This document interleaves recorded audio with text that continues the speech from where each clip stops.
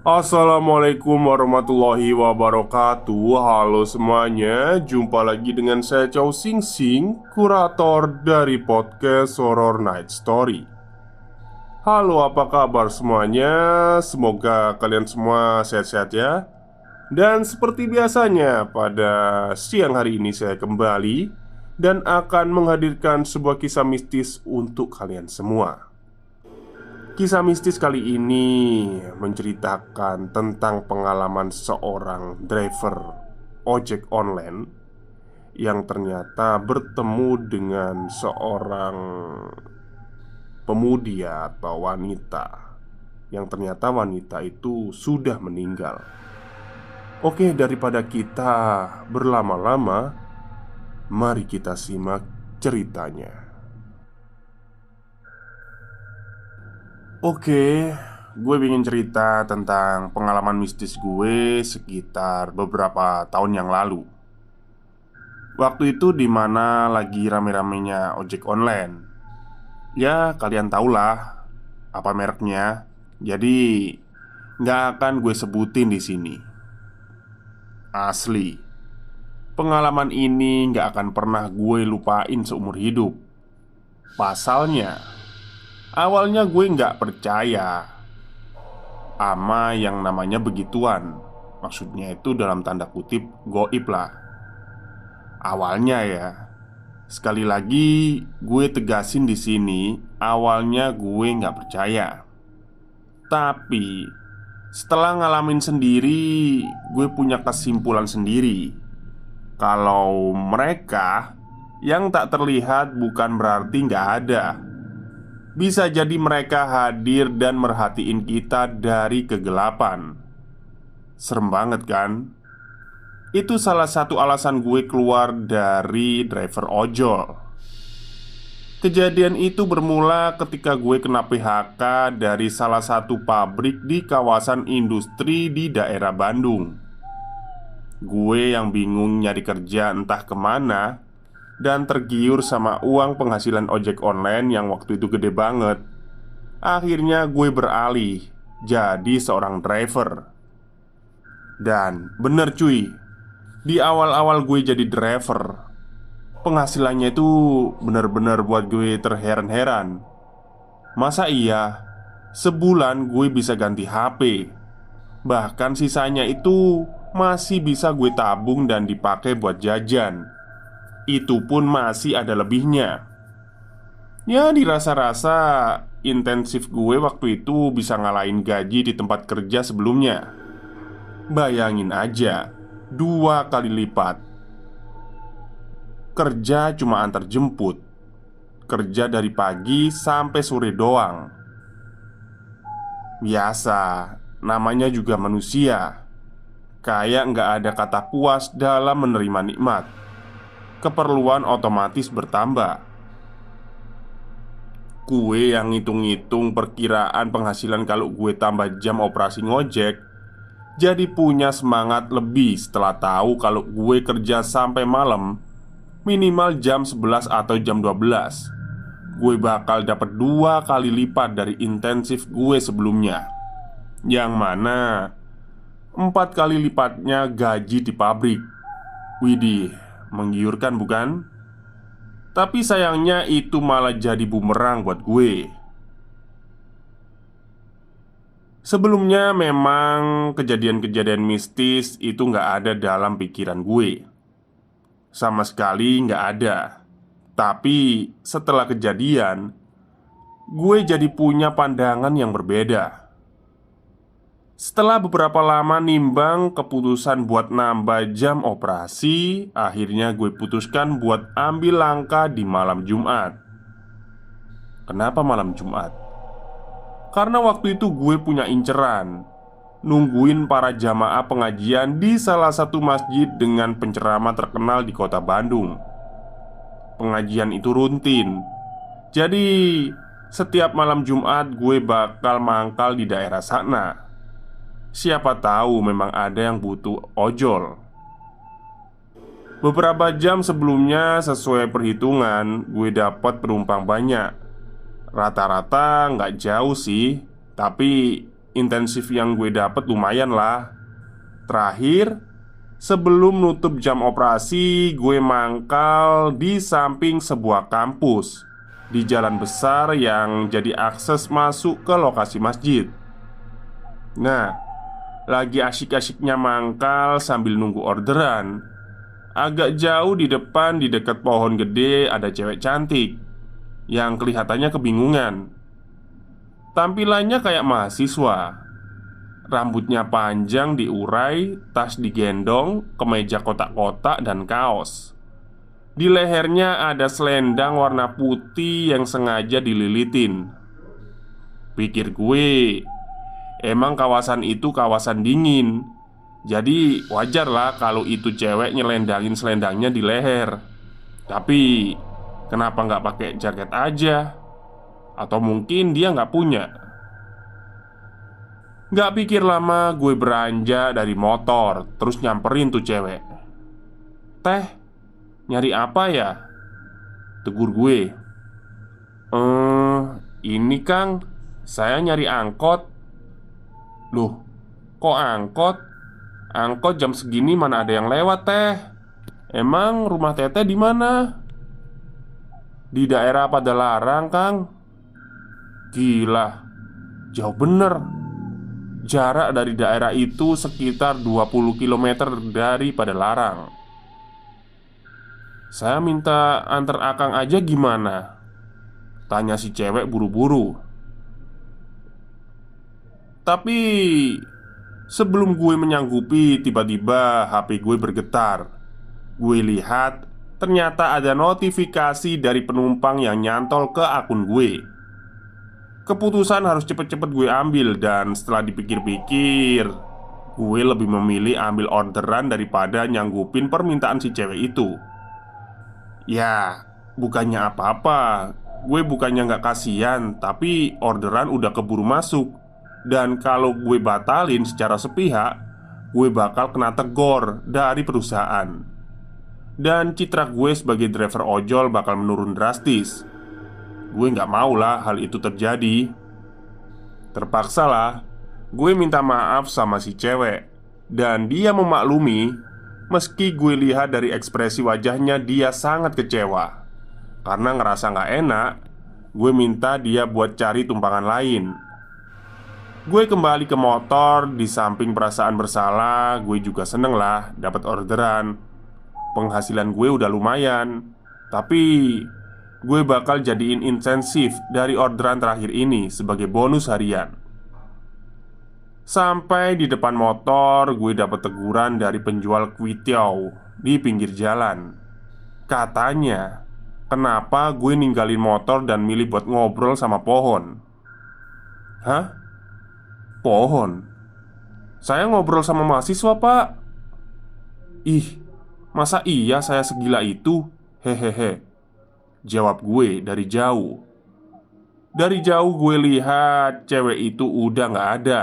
Dan gue baru sadar kalau gue tadi kayaknya bener-bener ngobrol sama pohon. Atau gue yang terhalang sama pohon. Pantas aja si bapak nyangka gue ngobrol sama pohon. Padahal gue habis ngobrol sama wanita cantik. Gue pun berlalu. Motor melaju lewat di depan pohon tempat gue nemuin si cewek. Ternyata dia emang sudah gak ada. Mungkin udah dapet tumpangan. Ya syukur deh. Sampailah gue di dekat masjid.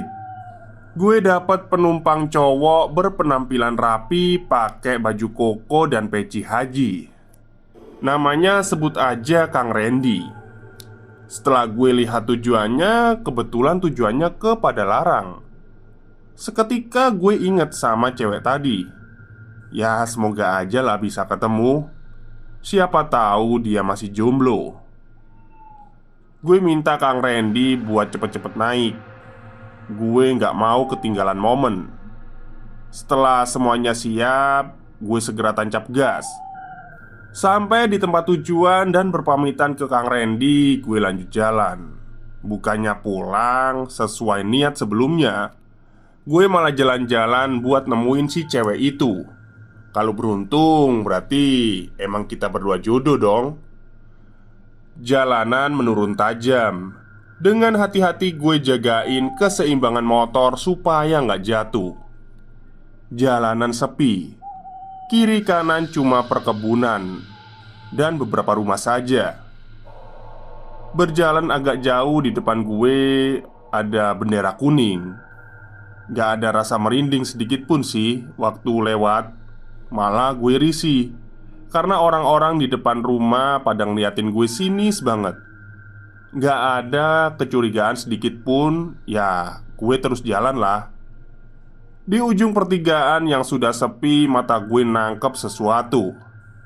Di sana gue ngelihat cewek itu lagi, dan dia lagi berdiri kayak kebingungan gitu. Pucuk dicinta ulam pun tiba. Gue mempercepat laju motor sampai ke depan dia. Teh?" sapa gue.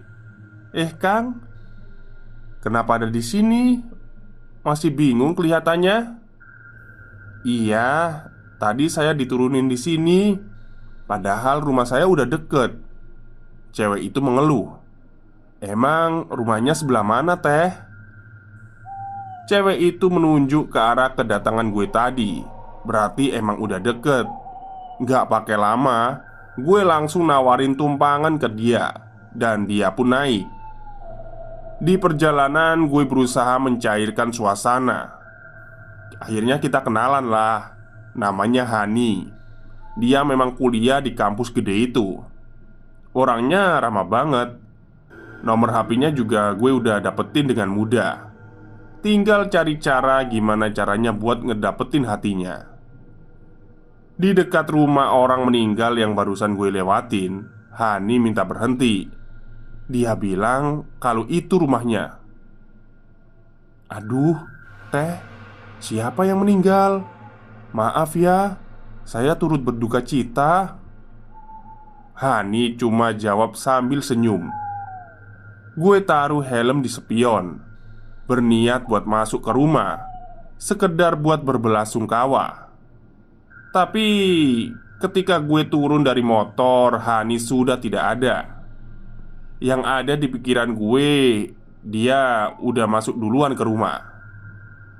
Orang-orang di luar rumah itu tetap ngelihatin gue secara sinis.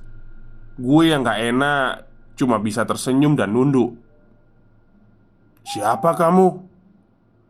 tegur seorang berkumis di pintu masuk. "Saya temannya Hani, Pak," jawab gue sungkan. "Mau apa kamu kesini?" Saya cuma mau pamitan sama Hani, Pak. Tadi waktu turun dari motor saya nggak sempat pamitan," jawab gue sekenanya.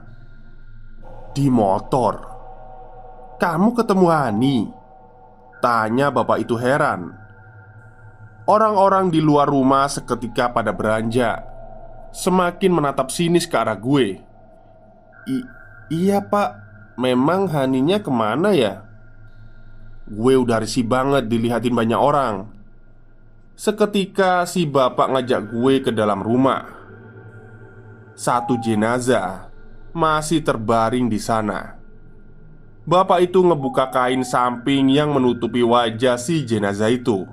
Dan setelah gue lihat secara seksama, ternyata itu Hani. Gue gak percaya sama apa yang gue lihat. Sangkaan pertama, gue nyangka kalau Hani itu punya kembaran. Tapi setelah beberapa orang meyakinkan, ternyata Hani ini benar-benar gak punya kembaran.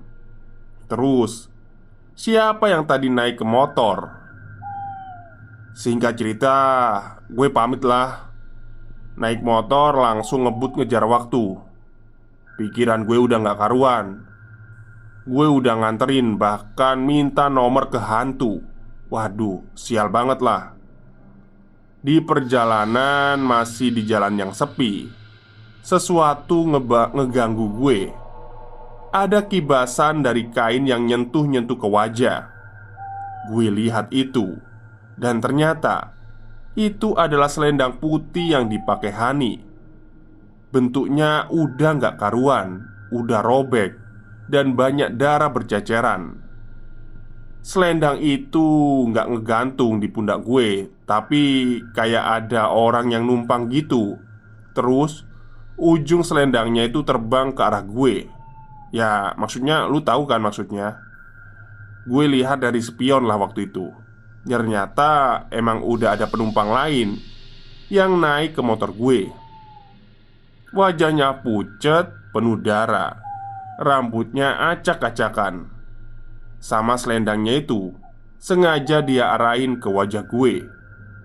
Jelas itu adalah Hani. Spontan gue teriak sejadi-jadinya.